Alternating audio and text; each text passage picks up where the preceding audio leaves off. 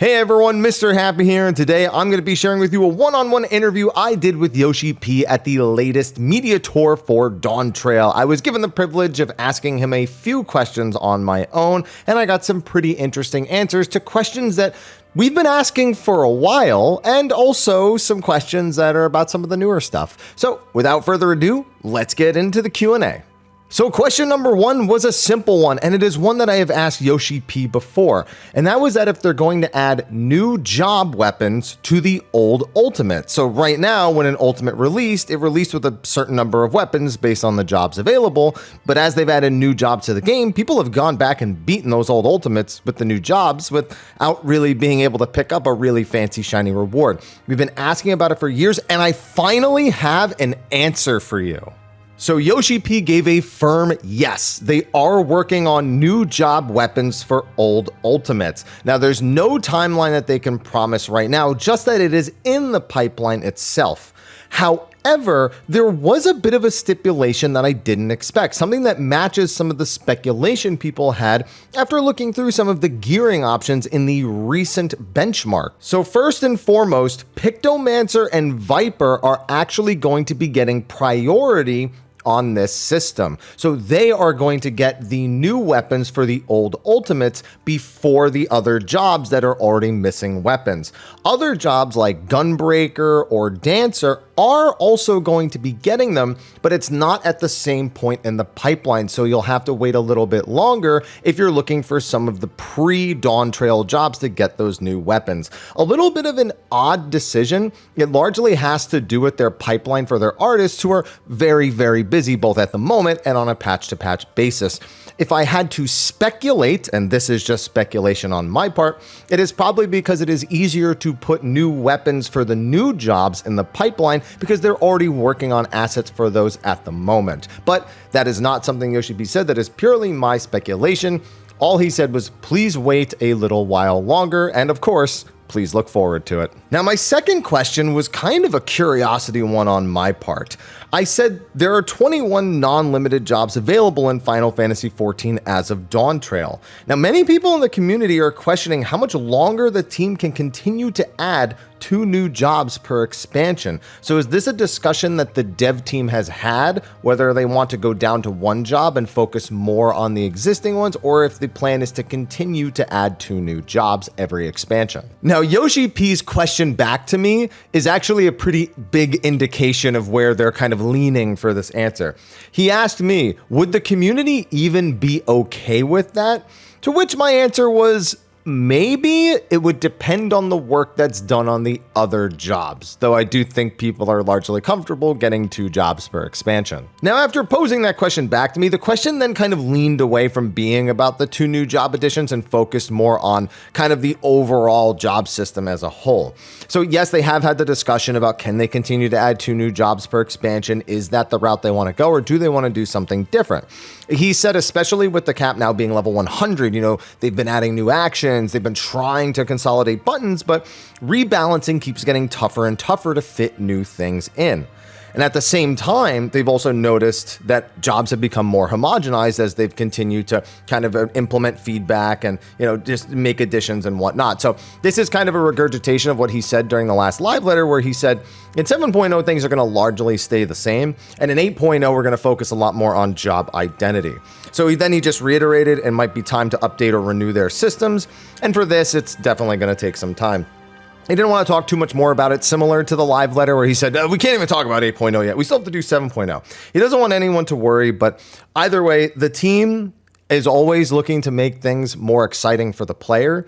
So whatever route they feel they need to take to do that, they will. So a little bit of just, it's not a yes, it's not a no, it's a lot of fluff, but at the same time, it's a little bit of insight into how the dev team is thinking as they're approaching new actions in every expansion. So for now, based on him asking me if we would even be okay with that, I'll take that as they aren't planning on stopping that anytime soon, but plans change all the time, so we can't really take too much out of this answer. Now, question number 3 was one that I asked for those of you adventure plate and portrait enjoyers out there.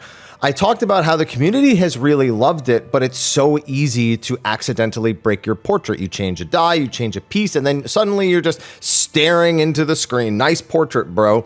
So I asked if they've been making any sort of back-end considerations on improving the system, perhaps make it so that the plate default is actually what is kind of replaces the default if you were to break the portrait itself. And we got some insight into how the system works. So I was told what's difficult about this is that we have protections for cheating the portrait. Now, he's not talking about like cheating, but essentially the portrait is, it checks to make sure you have the right equipment, you own the emotes, or it just straight up doesn't work. And we need to loosen this up a lot. And the thing that makes that difficult is that the portrait is not a screenshot or a picture, as most of us can tell.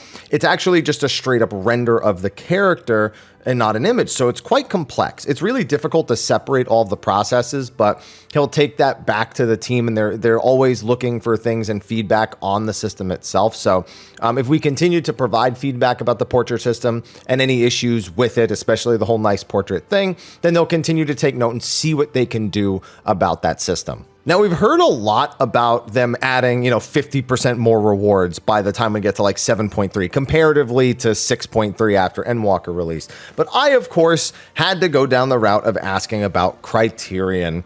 So I asked them straight up, people loved Criterion too, but the motivation to do it just wasn't there because the rewards were just, mounts and a couple of other things. So I asked him, what are they doing with Criterion's rewards? And he said, yes, we want to improve the rewards, and it will take time. And, they're doing their best. And not just in Criterion. He said Criterion and other content have suffered from poor rewards. So they really want to improve that particular aspect. He then reiterated that by 7.3, there will be that 50% increase. And this includes, he said, variant Criterion and, of course, the new field content. And the big thing he wanted to stress is that he doesn't want to just add another minion or add another mount or an emo. No, he wants to add actual gear. Now, keep in mind, it was not specified when he said actual gear if that was an item level increase. He just said the words actual gear and actual armor. So we may read into that and be like, oh yeah, we're getting gear upgrades. I want to be clear that was not explicitly stated that this new reward would have item level, but he did also take the time to say, we have seen the feedback. We have seen that people are asking for better rewards from Criterion and from other content. And that's what we want to do to improve it. So if they have really been looking at the feedback, a lot of the feedback has been to provide item level and, again, actual gear. So I can be optimistic about that answer. I just want to add that disclaimer. It was never explicitly stated that this would be gear that increases your item level. Just so you don't come back to me later and be like, but Mr. Happy said, no, I'm covering that here. So my 5th question to Yoshi-P got my favorite answer by far, not just because of what the answer was, but because of how he delivered the answer. I asked Yoshi-P, I took a deep breath and I went, and said, so, Blitzball. I didn't get to say another word. He audibly shouted, no! He said it so loud that people in the other room asked me, why did Yoshi-P yell no at one point? So yeah, that's it. No Blitzball. It's not just in 7.0. It means ever. My celebrations from the FanFest are to be met with the expectation we are not getting Blitzball. And it's kind of a regurgitation of the reason they weren't sure if they were going to add it in the first place. So they've had team members pitch an idea of an MMO-esque Blitzball, something that people could play together that would be a little bit more modernized.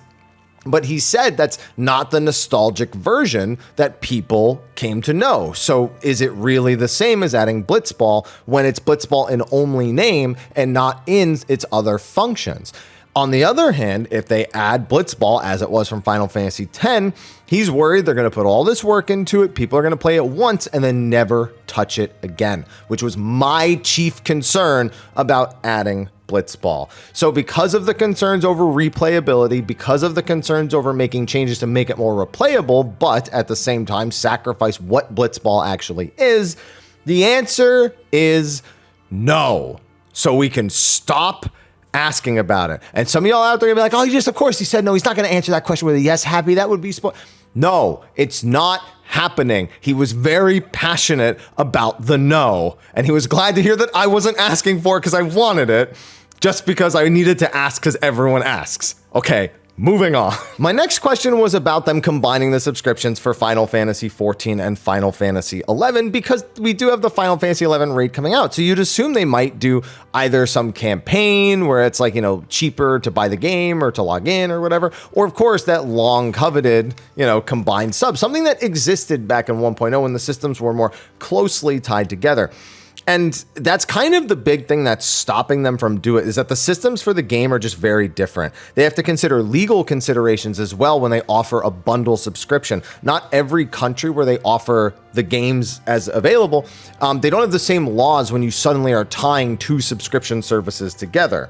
And so between the systems in the background and potential legal issues in some countries where the games operate that could become a bigger headache down the line, there's concerns. They're not letting them stop the idea as a whole. And in fact, they have been checking and updating their database on the back end to see how they would achieve this, given how different the game's registration and subscription systems are on the back end, especially with, he specifically labeled play online being one of the major concerns that comes into this. So they are actually still looking into it and doing more research. It's something they don't want to say no to, but it's also not something they can just say, yeah, absolutely, let's just flip the switch for. So there you have it. I tried to get a newer answer on that one, but we kind of got the old one, just, a little updated, I suppose. And at this point, I had kind of exhausted all my questions. I was told I was going to get 4 to 6, and that was the 6th one. And so I was like, okay, I need another one. So I remembered back at North American Fan Festival, when it said plans for Deep Dungeon, they very specifically stated that they weren't sure they were actually doing a Deep Dungeon. So they're just plans. They might do something else. So I asked, what other content would you possibly do that would replace Deep Dungeon in Dawn Trail? And he said that he couldn't say because it would be spoilers if he did. But the big thing he wanted to emphasize on is the amount of work they're putting into the other content that is very much set in stone. He said, for example, we're working on that new field content and we're putting a lot of work into that. So with Deep Dungeon, it just might make more sense because we've already done Deep Dungeon. We have kind of a formula for it that, we can update certain bits of it, but we can keep the core systems there, which makes sense. Then they can save. There's a ton of people who don't have to do brand new system work and setting up entirely new things for us to mess with. So maybe they'll go for more than 100 floors this time. Maybe they'll add something that's more challenging, but they don't want to say. But ultimately, they're leaning towards the Deep Dungeon because it would have the same formula. So in that case, also don't expect the Deep Dungeon to have a sweeping change. If you know how the current ones work, they wouldn't be rewriting that from the ground up. He also wanted to reiterate that they do have content that is completely unannounced at this time. And that's normal. We don't usually learn absolutely everything we're going to be getting. The big thing is that after Dawn Trail releases and things calm down a bit, they want to go over the patch plans for the rest of the expansion. This is something they did for Endwalker, and it was greatly appreciated. So it sounds like we're going to be getting a 7.1 to 7.5 patch plan at some point. He doesn't explicitly state that, but he makes a statement that makes it sound like they will do that. So please look forward to that as well. And then I still got one more question, and I was really I was not ready to get as many questions as I did. So I did something for you Black Mage players out there. I know Yoshi-P plays Black Mage. I know he had to have been heavily involved in the changes that came to Black Mage in this expansion. Be sure to check out my Black Mage video that will also be coming out at the same time as this. So one of the major concerns has been about the fact that MP requires you to cast an ice spell in order to gain it back. However, there are Black Mages that have the concern that, they'll want to, swap over to ice and gain their MP back during a down for the count style phase. So the final phase going into top where you're completely stunned and you can't do anything. You can't just spam Umbral Soul or something. And he said that the job is actually balanced under the idea that yes, you will do a swift cast Blizzard 4. You will just do an ice spell upon coming back in order to continue where you left off. And it's balanced in such a way that, you get that ice bit out of the way when you come back, and then you'll spend so much time in fire that it won't even really matter. So it does seem like it is intentional that if you do a down for the count style mechanic, you're almost certainly going to be Blizzard 3, Blizzard 4 when you come back, and High Thunder as well. This video will be out the same time as Black Mage, so I can just use the new Black Mage spells names. Yeah, so you'll probably do those 3 when you come back before going into fire, and fire phases are incredibly long now, especially your burst fire phase. So there is a lot to do during that time. But yeah, he's made sure he's done like Savage Raids and stuff on the new Black Mage. He's made sure, excuse me, that it still feels really good.